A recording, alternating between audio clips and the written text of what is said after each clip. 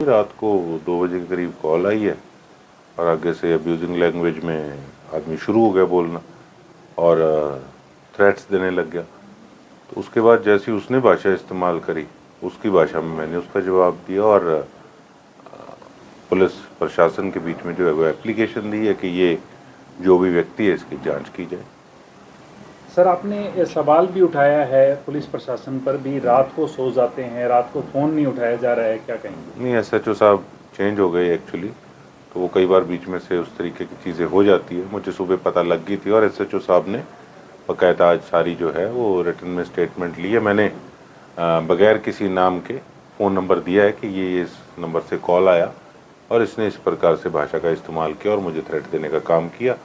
और जब दूसरी तीसरी कॉल थी फिर उसी के शब्दों में मैंने भी उसका जवाब दिया। सर देखिए, अब ये तो सरकार ने देखना है कि अगर 90 उनके मेंबर्स हैं विधानसभा के तो किस प्रकार से उनको सिक्योर रखना है, और उसके बाद अगर उनको ही ना सिक्योर रख पाए तो फिर आम जनता क्या अपेक्षा इस चीज़ से कर सकती है कि सरकार उनकी जीवन को लेके, उनकी सिक्योरिटी को लेके गंभीर है या नहीं है। विधायक जी, आपको पहले भी थ्रेट मिली थी, उसके बाद आपको सिक्योरिटी भी मिली है, लेकिन उसके बाद इस तरीके की धमकियां फिर से मिलना किस तरीके का संकेत दे रहा है? नहीं, ये कोई इसमें कोई वो क्या कहते हैं, ये तो तफ्तीश करेंगे तो पता लगेगा कि क्या मामला है। अब ठीक है, पॉलिटिशियन है, प्यार करने वाले भी बहुत होते हैं, तो ठीक है, उन्होंने भी प्यार दिया, फिर मेरे से भी बाद में प्यार लिया फ़ोन पे, ठीक है, हमने अपना काम किया। देखिए, वैसे तो जो पार्टियां बनती हैं उनकी विचारधारा, उनका बेस, उनका काम करने का सिस्टम जो शुरू से चलती आ रही हैं बड़े सालों से, वो पॉलिटिकल सिस्टम और हिसाब का है। लेकिन आजकल जो ये जेनजी जो कहते हैं, उस प्रकार से बड़ी चीज़ें अब जो है वो सोशल मीडिया के माध्यम से चलती हैं, और उसका एक बहुत बड़ा उदाहरण ये मुहिम भी दिख रही है।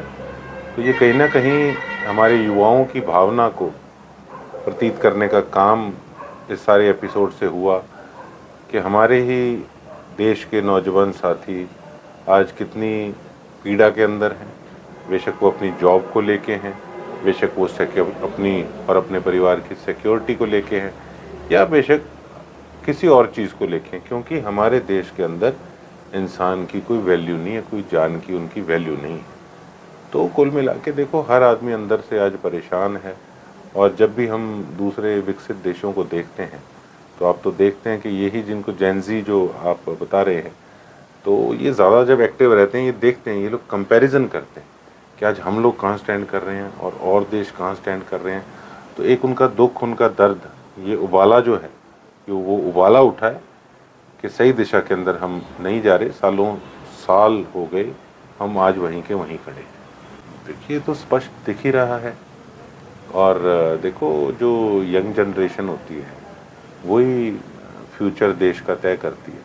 अगर वही आज खुश नहीं है, वो अपने आप को आज हमारे देश के अंदर एक कॉकरोच उनको अपने आप के बारे में संज्ञा देनी पड़ी, तो आप सोचो कि उनकी पीड़ा किस प्रकार से कितनी बड़ी होगी। लगातार पेट्रोल और डीजल की रेट बढ़ रहे हैं, किस तरीके से देखते हैं आप? पिछले एक हफ्ते के अंदर लगभग 5 से 6 रुपये प्रति लीटर डीजल और पेट्रोल का रेट बढ़ा है। देखिए, आम आदमी, मैं तो यही कहूँगा, उनकी जीवन पे बहुत बड़ी मार जो है वो दिन प्रतिदिन पड़ रही है। वो ये आमदनी है नहीं, आमदनी ख़त्म होती जा रही हैं और महंगाई इस प्रकार से बढ़ रही है। प्रॉपर्टी को लेकर देख लीजिए, किसी ने बहन बच्चियों का कोई शादी करनी हो तो सोना नहीं खरीद सकता, अब ऐसे हालात बन गए हैं। और अब आप ये देख लीजिए कि डीजल और पेट्रोल के भी कितने भाव बढ़ गए हैं, और वो भी चुनाव ख़त्म होते सार। तो हर चीज़ से लोगों को मार पड़ रही है, रिलीफ किसी प्रकार का ये सरकारें लोगों को नहीं दे पा रही हैं।